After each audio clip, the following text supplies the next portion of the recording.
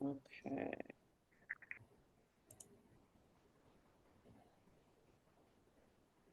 All right. Well, everyone, thanks so much for coming back for officially our first support specialist professional development for spring 2024. We did it. We're here. Um, so I have been talking to all of you individually and with all of your students as we are full into internship research season, really starting to think about career exploration, not starting to, but that's definitely on the forefront for a lot of our students' minds. So we thought that today's session would be really timely, especially as all of you as support specialists are really mentoring and guiding students around career exploration through our growth sector and STEM core internship application and opportunities that we have. But obviously, we all know the work that you do, that you're constantly working with students to find other opportunities just within STEM as a whole. So we thought that it would be a really great opportunity to bring in my dear friend and actual previous classmate. Again, you guys are always being tied into Syracuse classmates. But Sudeshna Majumdar-Fragameni is such a great expert, not only in the DEI space, but has spent years working in developing strategic corporate partnerships, has worked in career services, but then also has the spin of like working for years in higher education as well.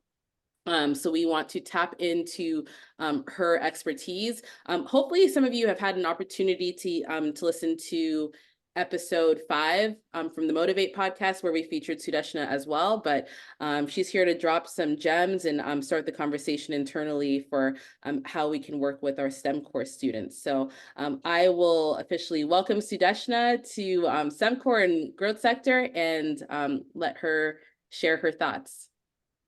Hi, everyone. Nice to meet you. I'm really excited to talk to you today and get to know you guys. Before we start, and while I'm getting the PowerPoint ready, can we do like very quick introductions? I'd love to hear a little bit about your role with growth sector. Can we start with Becca? Would that be okay? Hi, I'm Becca. I am at Mission College in Santa Clara, California. That's in Silicon Valley. And I work with STEM Core, and I also work with the students in mechatronic technology. Awesome. Very cool. Kate? My name's Kate Yantz, and I work as a student support specialist at the Community College of Aurora in Colorado. Nice. Awesome. Whoever wants to go next. I'll go next. Cool. My name is Al Jones, and I'm here in Winston-Salem, North Carolina. And I'm still supporting students here at our campus at Forsyth Technical Community College as a STEM support specialist, but I'm also on another grant for biotechnology as well. So kind of Nice. a dual-ish role. Amazing. Hi, everybody. My name is Cami. I'm also in a dual-ish role. I'm the director of STEM Core for CCBC in Baltimore, Maryland, and I'm also the coordinator of student support for the entire School of Mathematics and Sciences here. Good afternoon, I'm Nora Mendoza. I'm actually the STEM program manager for Central New Mexico Community College in Albuquerque, New Mexico. And I'm not sure if Cinnamon is able, unmuted. Hey, Cinnamon. Hi, my name is Cinnamon. I am the student support specialist at Fort Lewis College in Durango, Colorado. I apologize for not having video. I had to run an errand in the middle of the day, so I'm driving back to campus right now. But I'll be back in my office soon and hopefully pop the camera on. No worries. Thanks for being here, Cinnamon. Absolutely. And Rebecca, I think you're last. Hey everyone, I'm Rebecca, the program coordinator based out of San Francisco, so I support a lot of our Bay Area campuses. Awesome. So I'm a Bay Area. That's like my hometown. It was Cupertino. So yay to the Bay always. I know where you guys both are. That's awesome. Okay. I'm going to share my screen. Okay, cool. Well, side note- actually, I'm gonna change the view though, I was Cheryl, gonna because say you can see the fun- notes. Oh, no, we can't. Oh, you can't? Nope, it's good now. Oh, that's great. Okay, that's what we wanted. Awesome. All right, great. So, today we're going to talk a little bit about like guiding students towards career excellence. And although that is, that it's a big topic, that I chose certain pieces of the topic to make it very like actionable. And the reason, like I've been doing this for a very long time, and that I've done the career side of the house, as Cheryl said, and I've also done the other side of the house where I've worked with corporations who are taking in new entry-level students. So I'm able, like a lot of times, able to toggle both sides. Like, what do our corporate people need? What do our students need to know? And then as educators and as counselors to our students, what do we need, right? To arm them in this new world, right? And to set them up for success. I say all that to say, I'll tell you guys a little bit about myself. So currently I am the Director of Partnerships at Relay Graduate School of Education, which is an online and remote. I live in like Temecula, California, but Relay Graduate School of Education does professional development for K through 12 for teachers, principals, superintendents, and COEs like across the country. So like massive school districts. And we do a lot of grant funded stuff. It's funded through AmeriCorps. So it's actually part of AmeriCorps, but the goal is to like help with professional development in our K through 12 space. This is the first time I've been in the K through 12 space. My background has been with college students previous to this. I have about 11 years of experience specifically in developing strategic corporate partnerships, meaning I am the liaison for universities and corporations to work together. So an example would be I worked at RPI, which is Rensselaer Polytech Institute in New York. And what we were working on was a massive grant with Microsoft for a supercomputer that students could actually use. The grant funding behind it, but also the practical use of it. And in the summer, we had a supercomputer lab where students basically innovated and created projects using the supercomputer technology and utilizing two of the Microsoft engineers to come do like a startup lab basically out of RPI. So those are the type of strategic corporate partnerships that were being done. I've also worked in technology. I've worked at 2 tech companies, both I was responsible for the intern program. So really working with universities across the entire country to ensure students could come in, they could be on rotation programs in technology and have jobs. And then finally, career services. I've been a career counselor for years, both for graduate students and undergrad students. I've worked at 5 universities, both on the East and West Coast. And my master's degree, as Cheryl said, go Orange, is in higher education administration. And then really, like, I've spent a lot of time building large scale intern programs that focus on DEI-based initiatives at organizations that were growing. And then I advise over 400 students on their career goals. So I say all this to say it's very interesting because part of the lens that I have is how can we give students tactical tools, right, to empower themselves to tell their story. And I know that kind of sounds like a really weird way of approaching careers, because normally people approach careers, say like, okay, what do you want to do? What major do you want to be? I actually like don't necessarily think that's the best way to teach careers. So I love this quote that I want to share next, and pretend it doesn't have the word kids, because that sounds like little kids, but pretend it has the word like students, right?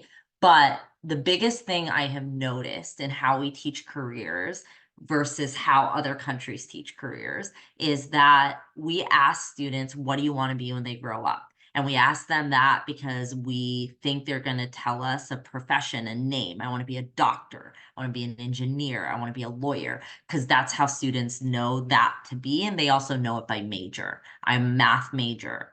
I want to be a mathematician, right? So I think this quote is really powerful because it's rather than asking them what they want to be when they grow up or what major they want to do, asking them what problems they want to solve for in the world. And the reason that's really important, not just from like a DEI standpoint, but from a person standpoint, is that if you start backwards with that question, what problem you want to solve, and then you connect your story to the problem you want to solve, because the next question I would ask is why? Why do you want to solve that problem? And then finally, kind of what are the ways in which you can solve that problem?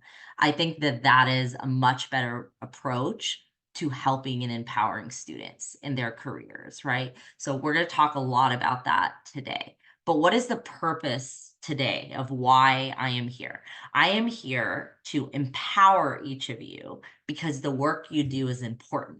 And I say that, I seriously say that because I think if you are doing any sort of counseling work with students where you have an impact on the careers they choose to do and the impact they're going to have in the world, then the work you're doing is quite important.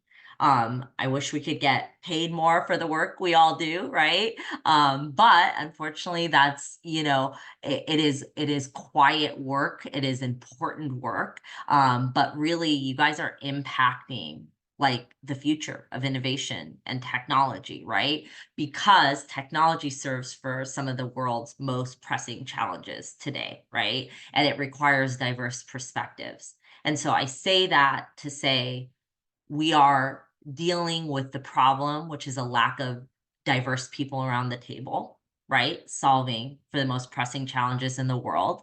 And then finally, thinking about innovation in the world, because what we're doing is not working, right? So we need more people at the table to solve some of the most pressing challenges in the world today, which is why the work you do is important.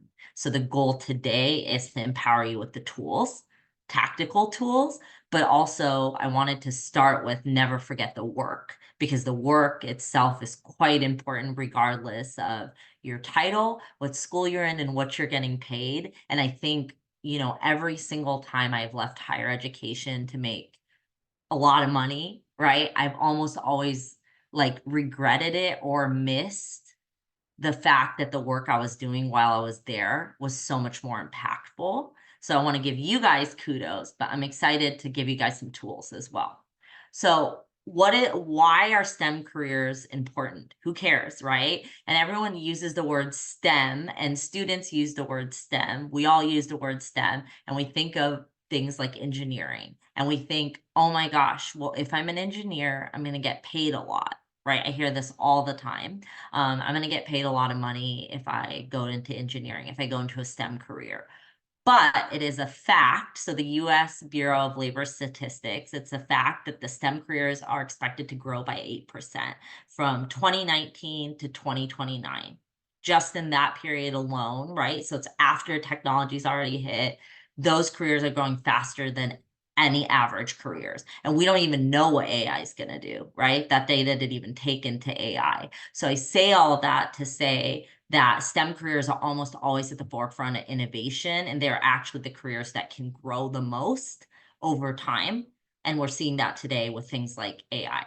They're responsible for, because sometimes people say STEM and they have engineering in their head, they're responsible for developing sustainable energy, right? They're responsible for developing new technologies, new advances in medicine, for solving some of the things in the world like cancer. We all know that, right? But that's how important this work is, right? And they foster entrepreneurship and new ways of thinking. So startups in STEM drive job creation. They disrupt traditional industries, right? And diverse careers in STEM require problem solving. And they require, as I've been saying, us to think about the racial divide on who participates and who's around the table, because unless we approach some of today's problems with a diverse mindset, with a lot of different people who care, with a lot of different perspectives, we can't really address some of the global challenges, right? But education and workforce development is really vital for preparing for the future. There are startups out there in K through 12. They're talking about how do you prepare students for the workforce? We just finally got the connection of education and the workforce. Strange. because I don't know why we're being educated if we're not being educated for the workforce, right? It's like there's always been a disconnect between education and what's happening out in the world, and education being fast enough over here to deal with what's happening in the world over there. What I will say is STEM is interdisciplinary. We all know that, right? And that's an important statement to make, because what I mean by STEM being interdisciplinary is if we only think of STEM as science, engineering, we're missing a lot, because you need a scientist, you need an engineer, you need a mathematician to look at one problem like sustainability from all different angles. So STEM is interdisciplinary. So when we teach people how to pick careers that they want to do, that's why we start with the problem, because they need to think about it in an interdisciplinary way, right? So I say all that to say, now we're going to talk a little bit about sort of career exploration and strategies. And at its basic core level, skills, interests, values. But these three words often get used without people fully like understanding what these three words mean. So skills, what are skills, right? If you had to skill map yourself, right? I know if I put Excel on this chart, I'd be like, I really need to learn more stuff in Excel for my current job. I don't know how to do it. Like I did not learn that in school. I would need to like upskill myself to do that, because now I look at sales charts and I look at predicting what can happen next month compared to this month, dashboards, etc. That's what I do in my current job. So a skill I am missing is Excel, right? And so a lot of times our students, when they're thinking about skill, they're like, I know how to do Excel, right? But do you need Excel for that job? That's how the question we ask them. Well, that's not even a good question, because we almost have to start all the way back to the right side of my right side of this chart. I think it's your guys' right side too, is values. And what I mean by values is like, who am I? Right? It's a very deep question, because I don't know if I could answer that in one sentence, but I know kind of who I want to be. But I want to identify like what aligns with my strength and core values and passion, and like, why the heck am I passionate about it? Right? Why am I even passionate about this thing? What I will say is, if somebody asks me, give me your elevator pitch right now. What's your elevator pitch? I would say, I spent my career empowering people and companies to tell their unique story. I would say every single job I've ever taken has been with the goal of empowering people and companies to tell their unique story. So the reason I would say that is because I am passionate about helping people tell their stories, because I myself didn't feel empowered telling my story, because I didn't grow up with a lot of money, and I grew up in the Bay Area and everyone around me was tech and my parents were not. And so I felt like I had no story to tell. So I've now spent like a lifetime trying to empower people to stand in their own light and tell their story, right? So everything I've ever done in my career, every reason I went to grad school, has been with that goal in mind. And I always ask myself that in every job.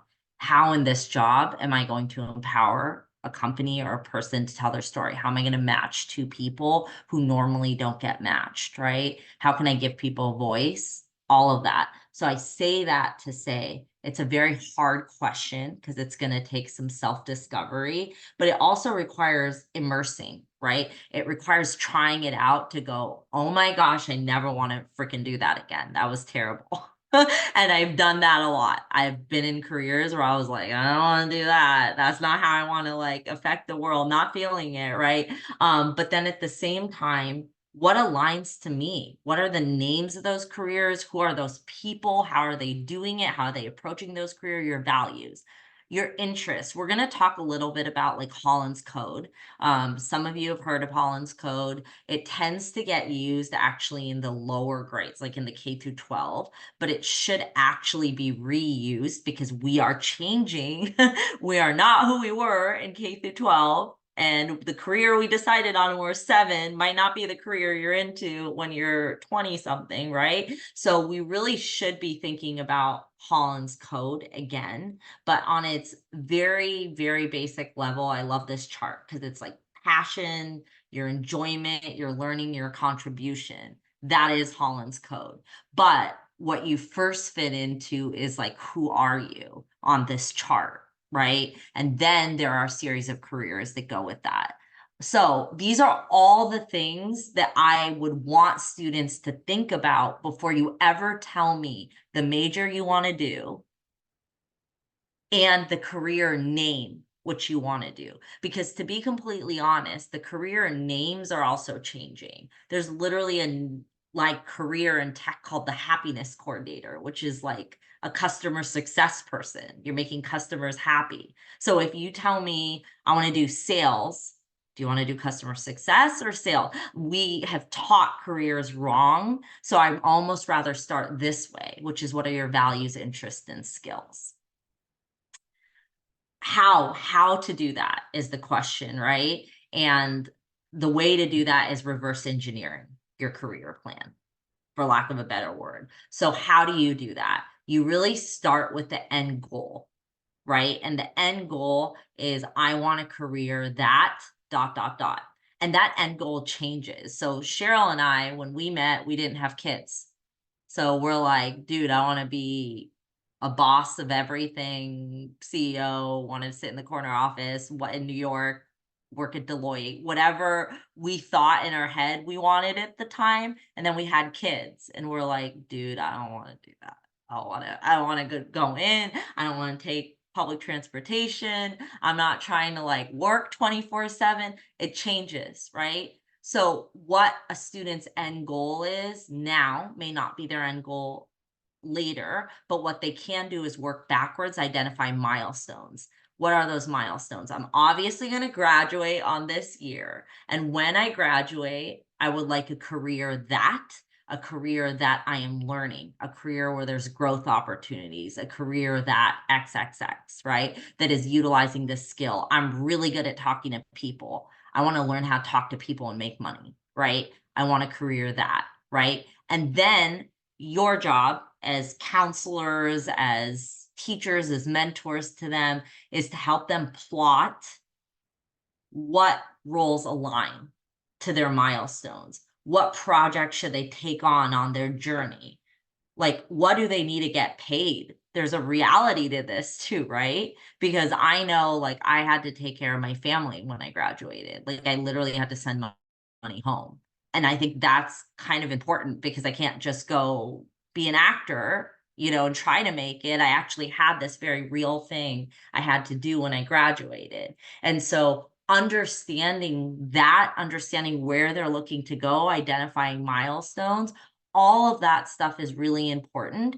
The other thing I would say is this idea of what are these majors? So a lot of times we as career counselors and mentors, we don't actually know what the majors are. I know that sounds terrible, but we don't actually know what problems do science solve for.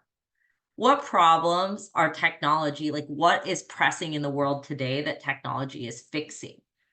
Engineering, great. The word engineer, there are many types of engineer. What does a civil engineer do versus the electrical engineer? What are companies who are getting paid? Like, what is the thing they cracked, right? What is the code that they cracked that they're getting paid money?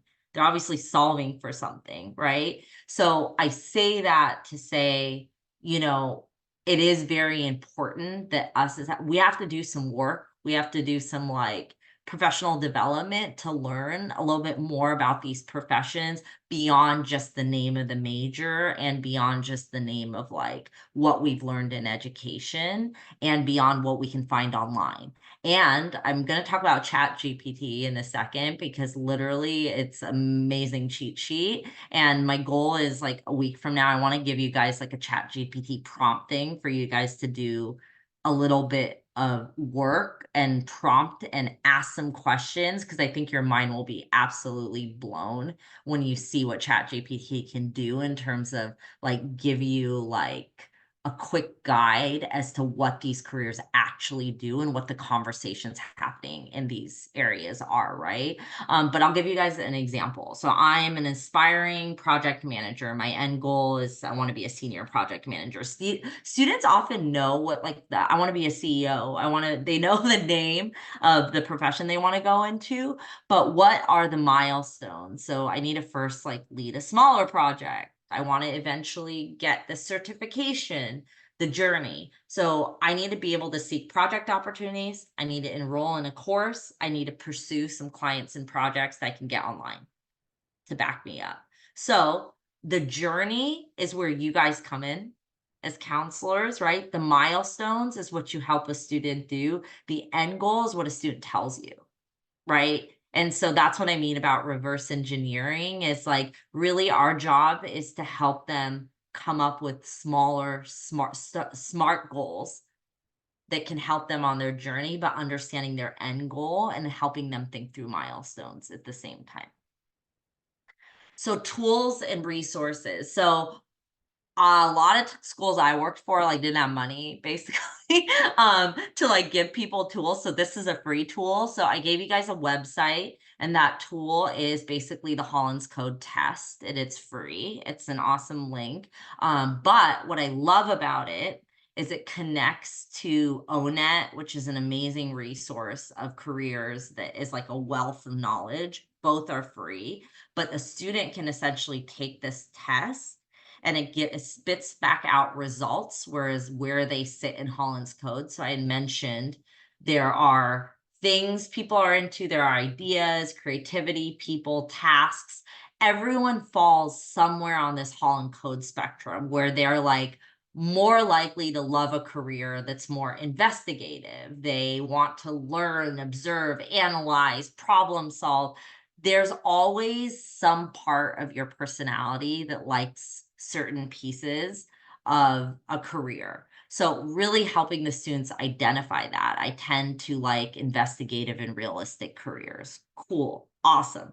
Good to know, because now we can kind of work backwards and look at a list of careers and say, do any of these spark your interest? Have you thought about this, right? Because my entire goal sometimes as a career counselor is to poke as many holes as possible in your thinking. And what I mean by that is eventually I'll get to the point where I'll be able to say, even though that's the name of the career, that's not the only career that does that, right? It's not just engineering that solves for mechanical engineering challenges. Who else is solving for them? Why does it matter? And oftentimes we kind of get to this area with like, I'm just using engineering as an example, where we go, if somebody doesn't do this problem, then like what would happen? And they're like, then people will continue to be homeless. And that's the like ta-da-da moment, right? Because the minute that happens, the student's like, so that's what I want to solve. That's actually like what I want to do. And I'm like, well, then how do people solve for homelessness? Like you can do it from a political standpoint. You can do it from like a press standpoint. You can do it from engineering standpoint. You do it from urban development standpoint. Like what is it that's when the doors open for students. The minute they realize that I can give you as many titles and words and pretty charts that you want, but really until we can get to the core of the problem you want to solve for and connect that to all the people in careers and trades vocationally that are doing this work, it's going to be really, really hard, right? To actually be able to have an elevator pitch and say, I am passionate about this because, which is why I am sitting across from you today, right? If you want that to be real, then it has to start with the problem, right? So I hope that this tool is helpful because it will pull up a report like the one you see up here, and it will tell students kind of where they sit in Holland's Code. And then there's a clickable link that tells you suitable careers for that Holland's Code. It's a list. And once you pull up that list on ONET, which is the step 3 on here, that list will give you tons of Bureau of Labor Statistics data that will tell you what is the like average pay, What is the areas? What are the types of companies? How is that career growing? People who like those careers have this kind of personality. It's a wealth of information, and it's a great tool. So what problem do you solve for? Because I feel like I just keep talking about this problem that you solve for thing. But understanding kind of what the STEM fields solve for, this is a really awesome list. That doesn't mean this is everything, of course not. But this is a really awesome list to give your students, like, as an example. And what you're trying to tell them is, what I'm asking you is not that I want to be an engineer. What I am asking you is, are you passionate about leading medical breakthroughs and improving patient care? Okay, why? Right? And the hope is in the why. They add pieces and elements of their story because it's important, right? So what I would say is, I love sharing this story. I never cared about like healthcare in the sense of like never really like wanted to do that as a profession, nor really cared about it. But 3 years ago, my dad got diagnosed with Alzheimer's and dementia.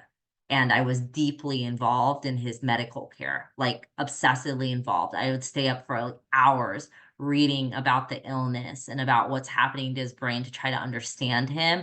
And then I was researching and trying to figure out how to pay for my dad's care. And I got deeply passionate how like messed up the healthcare system is for people who don't speak the language, for people who don't have money. And I got like so deeply passionate about it. I researched it. I looked at medical breakthroughs because I was trying to save my dad, and I was unable to do so. He unfortunately passed away last year. But I say that to say, man, if this was in my life today, I probably would have gone into healthcare, because I would have been like, this is so screwed up. I have to fix it. Like, I am so passionate about this. I have to fix it today. So I say that to say, I have become very passionate now about improving not just patient care, but improving our healthcare systems and the barriers that exist in it. So I volunteer for the Alzheimer's and Dementia Association here in Riverside County.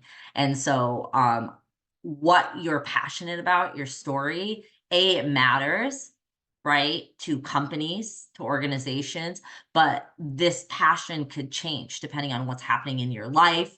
But I think it is important to show students a list like this as an example and say, we're not starting off with a career, we're actually starting off with the question of what you want to solve for and then why, right? So we're actually standing in your story. It's not, students approach careers and they're like, pick me, please pick me. Like, I gotta fit myself, my story, my personhood into a career. And I have to prove that I'm super driven and no, your passion, your story is why you belong in that career. So I love this list. Feel free to utilize this list. I'll give you guys like a longer list. I'll give you guys a prompt for ChatGPT so that you can ask the question to generate a list like this. Tools and research. So I had mentioned sort of ONET. These, in my opinion, are some of the best tools on the internet for like free, basically. And it's so ONET, I mentioned that it's from the Bureau of Labor Statistics. So all the data in there is like up to date, which is awesome. And then My Big Future. A lot of times people use My Big Future, it's through College Board. So a lot of times students actually use it to figure out their college stuff. But the reason I like it is because it does connect majors, names, and problems to career paths within a university. What is the name of the major within that university? So like, it is helpful in that sense because it does give you like specific names of what those majors are that are actually listed in a university. So it is a helpful tool. And then I had mentioned like ONET 100 times because the Hollins Code connection to that with the website you saw is like really great. I did put some screenshots on here of what ONET looks like. So as you can see, you put in 3 Hollins Code, 2 Hollins Code, or 1 Hollins Code, and it just pops out a list of careers that you can look at. And then My Big Future, you could put in activities, you can, like, it even has a feature about like making money choices and working backwards, because for some people that's real. You gotta like be like, what pays? Ton of money, because I got to take care of people, right? So I like all of these tools. There are some really cool tools using AI that some of you guys may not know about. These are awesome for your own job search if you're ever job searching as well. But one tool is called Hunter. And Hunter in general, as your students are beginning applying, it keeps your job search organized and all in one place. And it like literally codes it and files it and puts it in stages. It's pretty freaking awesome. And so you guys should definitely utilize this tool to help your students organize themselves in their internship and job search. The other one that's awesome is Teal. And Teal also organizes your job search, but you can like network on it. You can like send a LinkedIn and pull in that message into it and like really spend a lot of time like organizing yourself. And this can be a piece of homework. So I am currently for the LA Posse program, like a career mentor for some Native American students. And I work with them. And one of the jobs I had for them after we had the problem statement conversation was, okay, find literal listed careers online, gave them some criteria, and that solved for that problem. Go, right? And put it into Teal. And we were able to look at a list. We were able to look at location. We were able to look at titles. And they were like, all the titles are different. And I'm like, right. That's the point, right? Is that all the titles are different. So had you searched by title on Indeed, you wouldn't have seen half of these jobs. Now look at location. They're like, a lot of the jobs are in Chicago. Interesting. Why is that? So this is a great visual tool in general to have a conversation with your students. Other resources.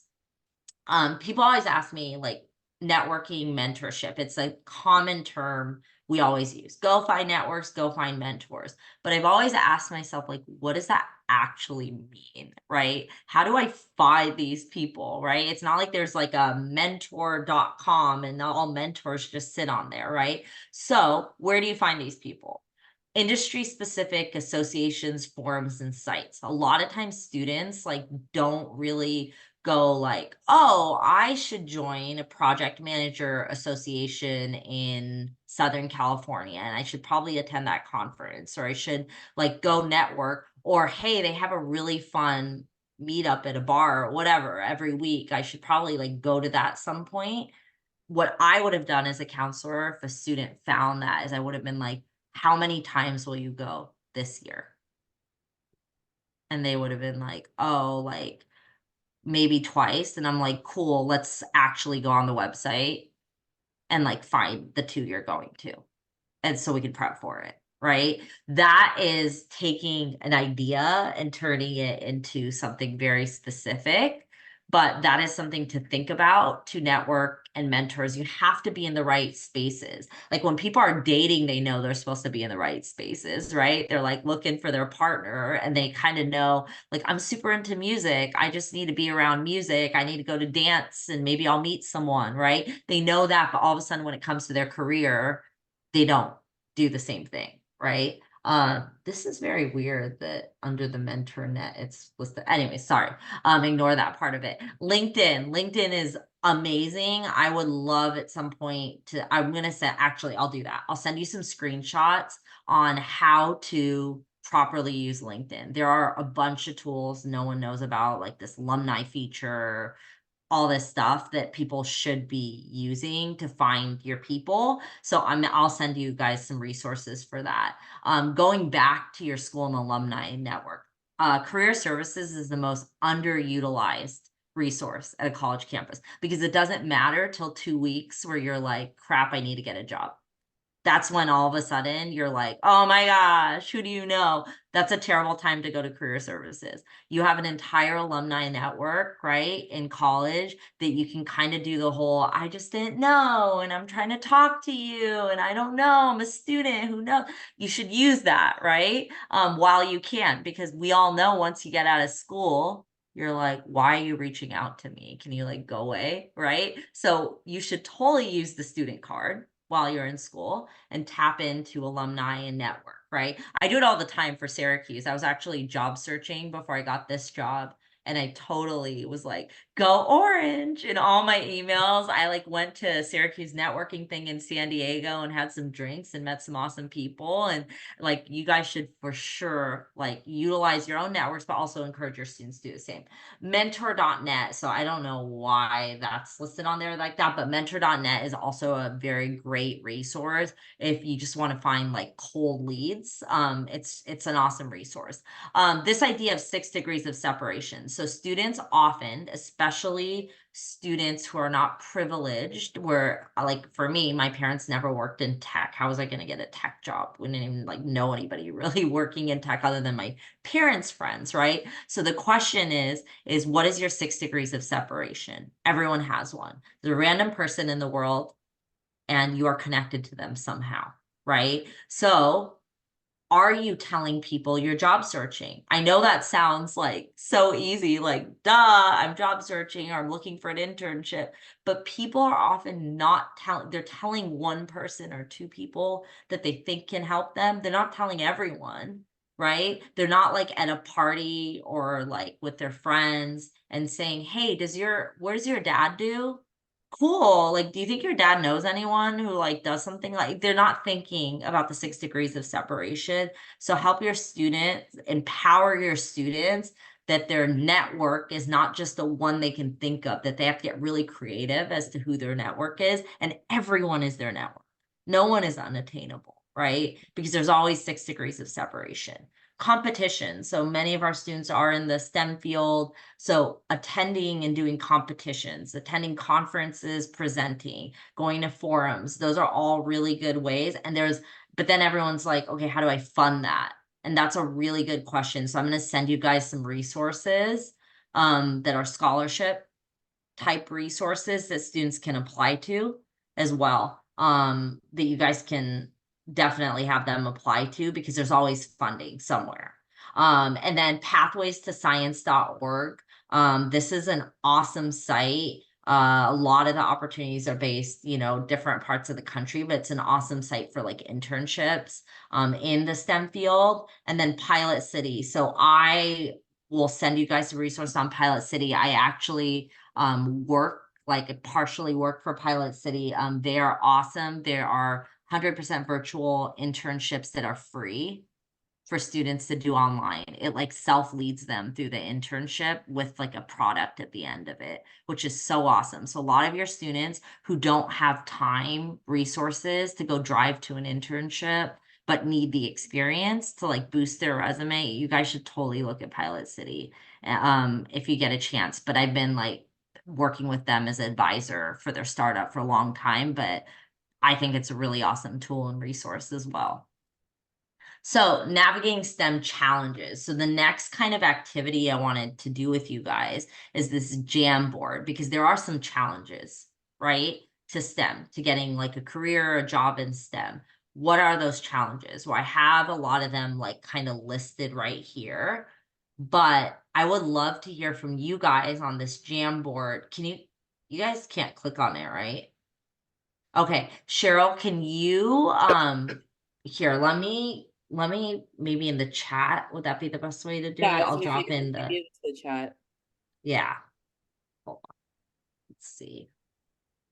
You guys are probably watching it come up. Let me put it in the chat. Okay. So on this Jamboard, can you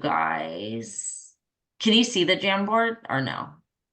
Yep. There it is. You can see it now. Okay, cool. Do you guys know how to use Jamboard? Basically, you click on the sticky note and then you write your thing in, And then, yeah, you can like save it and move it under one of these areas. But basically, my question to you guys is like, where have you seen, like with your own students, like where have you seen this actually like affect students? Like, why does rapid technology advancement matter? Why does the lack of mentorship matter?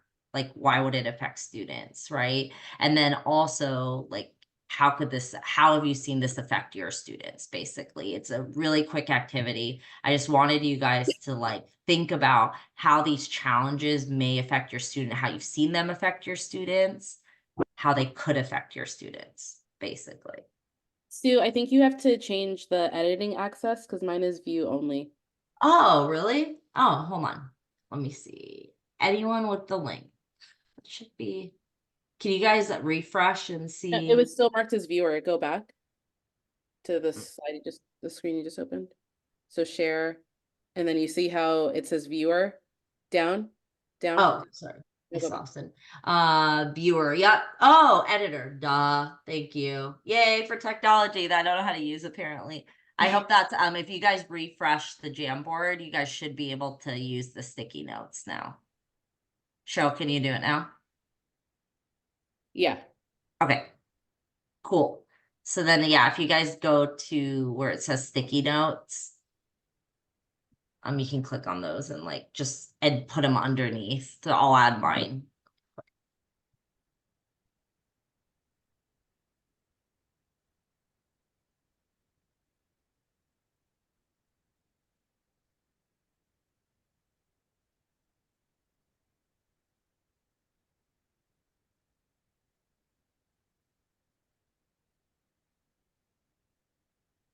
Mine.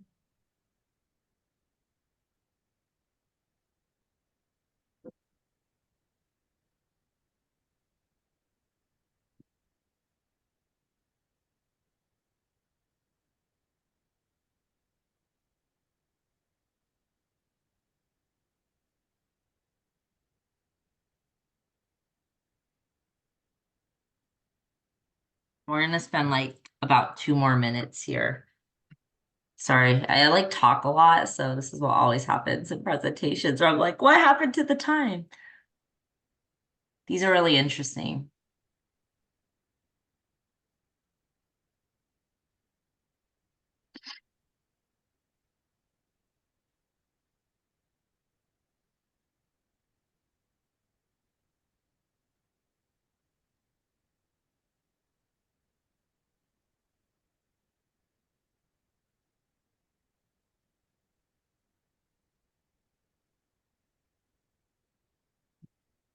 I love that.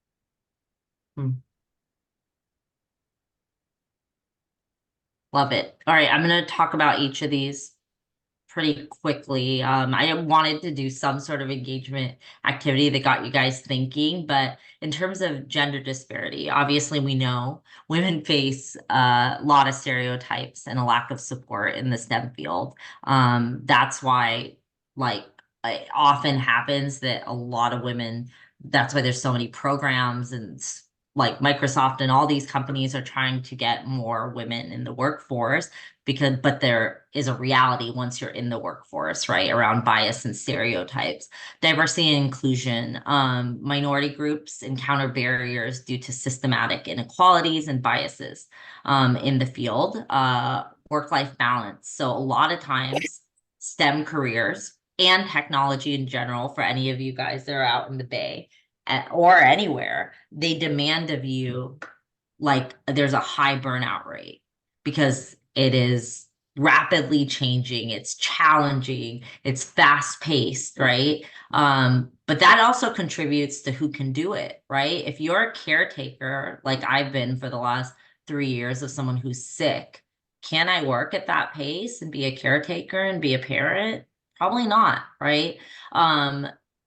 Continuous learning. So that's the other thing. do these companies offer continuous learning to keep up with innovation? Right? Do they have the support?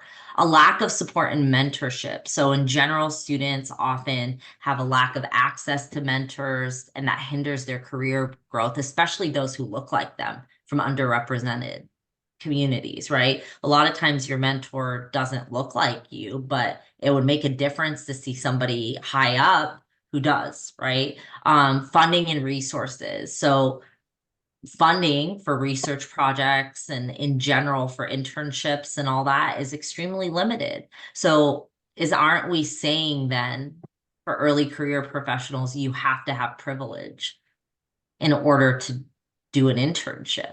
Isn't that what we're saying at the core? That's a problem, right? Ethical dilemmas. STEM professionals grapple with ethical considerations such as technology, misusing, etc.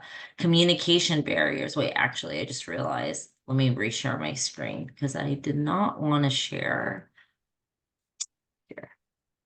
Oh, sorry. I realized the entire time I was talking, you guys couldn't really. Can you see my screen now? Yep, we can see it. Thank you. Okay, awesome. Communication barriers. So communicating concepts to non-experts, it requires strong communication skills. Do we have faculty members that could take information and actually make it applicable and make people understand it from various communities, various ways of learning? Have we considered those things? But these are all challenges. So thank you guys for doing that activity. But what is the tactical support for that, right? What is the tactical support? So I sat here and I thought of, and we don't have to like read through all of it because I know we're going to share the PowerPoint afterwards. I thought about what are some like tactical ways we as counselors, we as mentors can encourage our students to ensure that these barriers, that they can do something about them. What I did want to talk about is these two articles down here, because I think we as counselors, like we can help students, we can offer workshops, we can facilitate discussions, we can provide effective communication skill workshops, we can help them with a mentor program, we can do, we can do all those things, but what we often forget is that these last two pieces, imposter syndrome and self-worth, and the role of resiliency and adaptability are very, very difficult. And I shared two articles. They're kind of long, they're kind of academic, but I want you guys, when you get a chance, to read them. But the kind of key takeaways of the imposter syndrome piece of it is how it impacts your career decisions. And so there's this concept in imposter syndrome called imposter phenomenon. A lot of you guys have heard of this in a counseling space, but in career development, it impacts what you believe you can do, what you believe that's possible for you. It creates effects across all career stages. So it also leads to non-motivation for students not to go for careers that they feel they can't access, right? So I do want you guys to read a little bit that article. It's just the abstract, so I think it would be pretty helpful to read it. And then the final piece, the role of resiliency and adaptability. So I say that to say that guidance is crucial for this post-epidemic era, right? Because there's heightened uncertainty in job searching, right? And job searching, everything's so expensive. Job searching is connected to how you're doing financially, but it's also connected to self-worth around, like, can you be adaptable and resilient? And if you have a plan and it doesn't work, what's your plan B? What's your plan C, right? So can you still see my screen, Cheryl?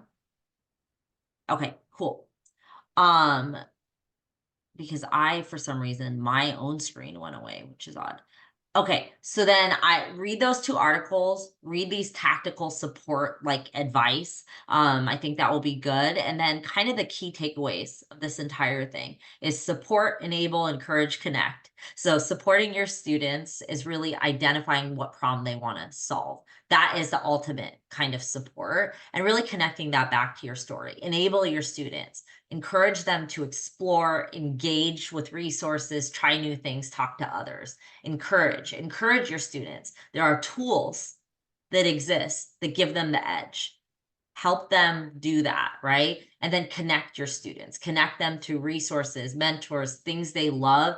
And this last piece is the main takeaway, that can elevate them, that can empower them, that can make them feel better about themselves, right? Because ultimately, you don't lean into something you're bad at and keep getting hit in the head. That's not going to help, right? It's leaning into what you're good at and empowering them. And then, yeah, that's it. This is my contact information. I am down to talk to any of you anytime, and happy to help in any way I can. Feel free to add me on LinkedIn or reach out or text me. But I did want to like share that. And my goal is next week, by the end of the week, to give you guys a 1-pager of resources you can use. But thank you so much for having me. Thank you, Sudeshna. I know this group really well, and I'm sure that there are probably a few burning questions before I know everybody has to jump off. So maybe let's open it up for any questions or even comments that anybody wants to leave before we jump off.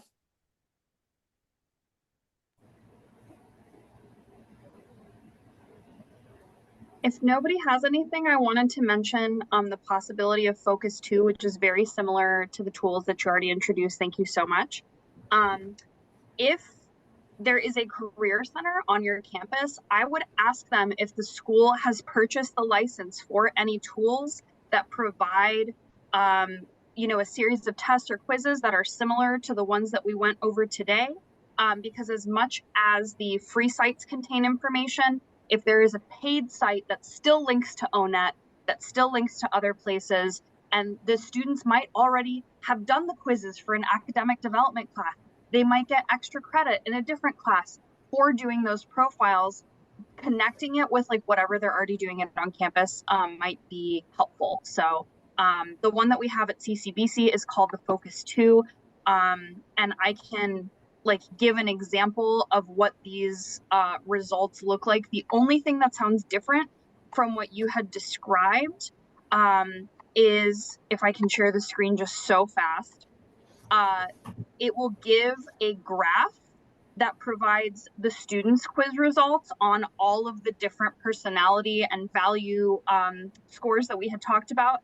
And then it gives the ideal person in the job. And the only thing that I add for students is that we're not just going to talk about what the results are, but how to interpret them. If your scores don't match up perfectly with the graph, it doesn't mean you can't do that job. It just might mean that there is something that might be either more challenging or that you desire in this role. This was a chart that was actually done for a friend of mine who owns her own business. So it's funny that she scored 0 for enterprising, but she scored that way because she was trying to switch careers. So it's not that she doesn't have that trait, it's that she didn't want to be her own boss anymore and she was looking for something new. So if your school has something like that, it's essentially the same as the tools that we were given. But I love that there's a free version because I've been trying to find something for my transfer students and I'm like, I got nothing aside from going into ONET blind, which can be a little bit daunting. So thank you so much. I really appreciate it. Absolutely. Yeah, I worked for like places that would not pay for it. So I'm like, I found those and I'm like, I'm sharing those with everyone. What's that? Oops. Oh, thank you. No, I'm glad you guys got a lot out of it. I hope it was very tactical, resource focused, and real. But at the same time, there are some concepts in careers that we don't think about always or are not on top of mind, but they play such a role in our own careers, right? As we're figuring out what we want to do with our lives as well. They don't just apply to students, but it was so nice to meet all of you. And I will be sending some sort of quick resource, 1-pager thing that you can keep at your desk. And I hope that's helpful as well. Awesome. Thanks so much, Sudeshna. For everybody else, I will send out the recording in the slide deck today. And then next week when I get the list of resources from Sue, I'll send that out as a follow-up. But appreciate your time. And this was a great session, Sudeshna. We appreciate you.